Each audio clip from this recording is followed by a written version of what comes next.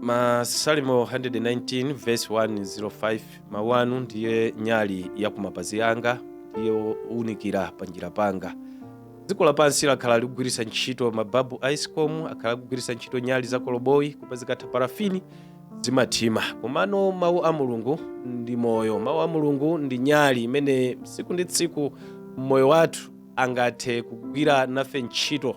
Chotero pano pa akanema wa V&V komanso ulalo online tifuna tikuyitanireni kuti musanayambe tsiku lanu mulandire mkate wa moyo amene ndi mawu a Mulungu. Chotero ine M'busa Joe Kumphasa ndikuyitanirani kuti tizikhala limodzi kumvera ndi kuonera uthenga wa mawu a Mulungu, chifukwa ndi chipulumutso, chifukwa ndi nyali yowunikira ku mapazi athu. Amen. Tifuna tikulandireni abwenzi okondedwa kulikonse kumene muli nthawi ino pano pa V&V Media Center komanso ulalo online TV. Mumve kuti mwalandiridwa nthawi imene tifuna kugawananso mawu a Mulungu. Lero tigawana mawu a Mulungu kuchokera pa Mateyu 17 verse 19, mutu wathu waukulu pamene chikhulupiriro chalephera. Kodi munayamba mwapemphera ndipo zimene mudapempherazo osayankhidwa? Kapena munayamba mwakhulupirira muchikhulupirirocho zimene mwakhulupirirazo kukhala zolephera? Tifuna tione ophunzira a Yesu Khristu amene nthawi zonse amachita bwino, koma mulemba limene tanena Mateyu 17 verse 19 zikuoneka akulephera, koma dzulo lake zana lake akhala kuchita bwino. Chotero Mateyu 17 zibambo okhumudwa amene mwana wake amadwala ziwanda anabwera nawo kwa ophunzira a Yesu Khristu kuti amuchiritse.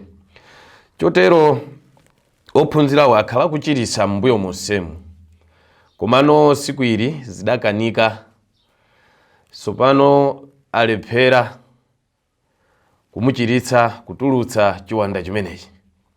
Ndi ophunzirawa mseri wa private anapita kwa Yesu ndikumufunsa kuti takhala tikutulutsa chiwanda ngati chimenechi, ichi chizativuta bwanji, zatikanika bwanji?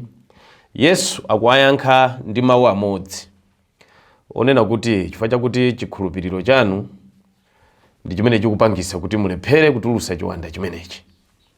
Kusakhulupirira kwanu ndi kumene kukupangisa kuti vuto limeneli lisachoke. Nkhani iyi imene tayiwerenga Mateyu chapter 17 verse 19 imachitika pambuyo pake Yesu atasandulika pa phiri paja, ataonesa ulemerero, utaonekera ulemerero wa Mulungu wakumwamba.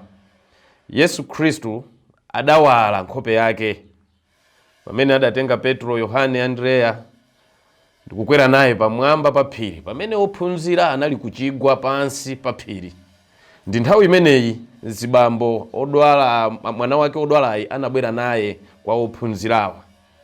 Yesu Khristu ali pamwamba pa phiri pamene ophunzira enawa atatsalira pansi.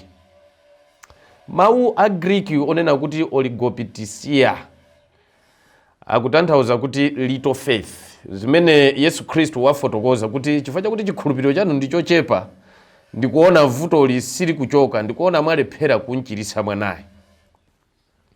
Yesu sakunena kuti ophunzirawo alibe chikhulupiriro, koma kuti insufficient faith, ali ndi chikhulupiriro chochepa, chofinimpha, zimene tidayenera kuti chikhulupiriro chathu chikhale chachikulu kuti zinthu zitheke ziyende.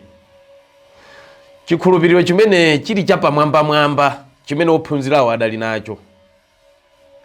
Chikhulupiriro chimene sichili chochokera mwa Mulungu, sichinamere mizu yake kuchokera kwa Yehova. Chikhulupiriro chapamwamba chapangisa kuti akanike kuchiza mwana amene yakudwala ziwanda. Vuto lina limene likuoneka apa ndila kuti ophunzirawa adayamba miseche apa. Kodi nchifukwa chani nthawi zonse Yesu akumatenga Yohane, akumatenga Petro ndi enawo, ife amatisiya? Iwo apambana bwanji? Chifukwa chakulankhula kumeneku, kusakhala bwino kumeneku, kudapangisanso kuti Mzimu Woyera achoke pakati pawo. Ngakhale amapemphera, ngakhale anali asogolera mpingo, ngakhale amatumikira, koma chifukwa choti kusayanjana pakati pawo kunakula, zikuonesera kunena kuti Yesu Khristu sali pakati pawo, mphamvu zakumwamba zawachokera. Ifenso lero tingathe kumatumikira, tingathe kumalalikira Yesu Khristu atatichokera. Komano tiphunzire muphunziro ili kunena kuti chimene chinalakwika apa, ophunzirawa anakhulupirira chipambano cha dzulo, sanadalire chipambano cha lero. Anayenera azikhuthule mwa Mulungu, anayenera apemphere mwa Mulungu, anayenera kusala kudya mwa Yehova. Koma chifukwa choti dzulo takhala tikuchita izi, zana takhala tikuchita zomwezi nzosavuta, leronso tikwanitsa, zidapezeka kuti zawavuta mene zidavutira. Experience yathu ikusoweka kulumikizika kwa Yehova Mulungu wakumwamba. Experience ndi yabwino kandi pa mpingo, experience ndi yabwino kandi pa ntchito, koma experience yo imafuna ilumikizike kwa Yehova Mulungu wakumwamba. Ndiye Yesu akuwapasa solution yonena kuti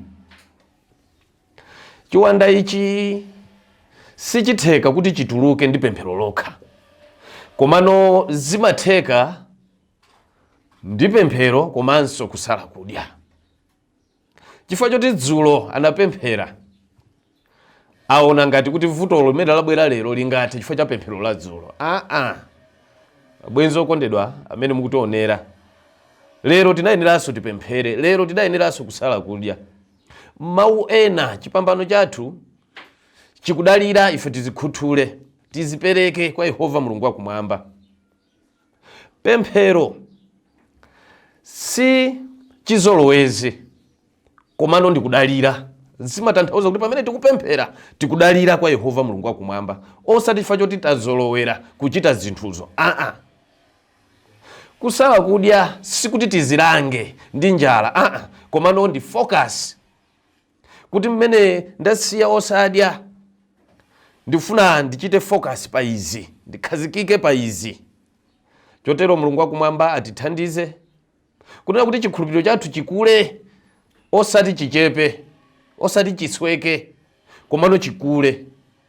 Chotero uthenga ulero ukubwera kwa ife lero, ife amene tilokhulupirira, kunena kuti nzeru popanda pemphero zili chabe nzeru zimenezo. Machitachita opanda mphamvu, machitachita amenewo ngachabechabe. Chipembezo chopanda nacho ubale weniweni ndi Mulungu ndi chipembezo chachabechabe.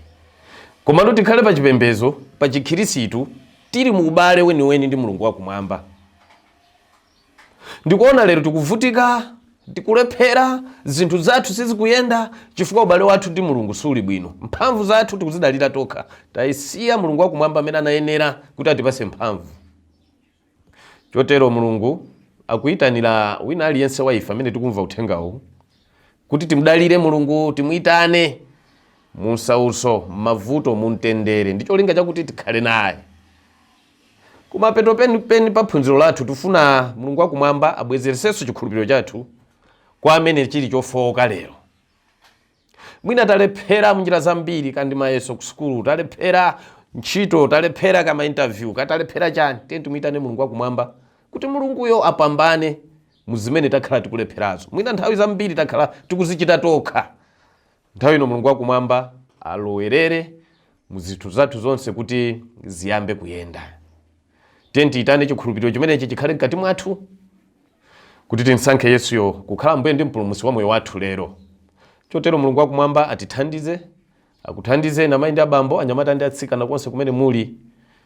Pamene pande pa mapeto pa phunziro lathu tiyeni tiwerame kuti tipemphere. Atate, mu dzina la Yesu Khristu tikuthokoza mwalankhula nafe mawu awa achikhulupiriro. Nthawi zambiri chifukwa cha chikhulupiriro chathu nchofowoka, nchoperewera, timalephera kulandira zinthu kuchokera kwa inu chifukwa chakuti chikhulupirirocho nchawedewede. Komano tapeza kuti pamene talumikizika kwa inu Mulungu wathu, mutikulisa chikhulupiriro chimenecho. Mulole mmene tamva phunziro ili lithangatire mitima yathu kukonzeka, kukonzedwa, kuti mmene mubwera posachedwa tidzakhala mozopulumutsidwa. Mwa Yesu Khristu tapemphera. Amen.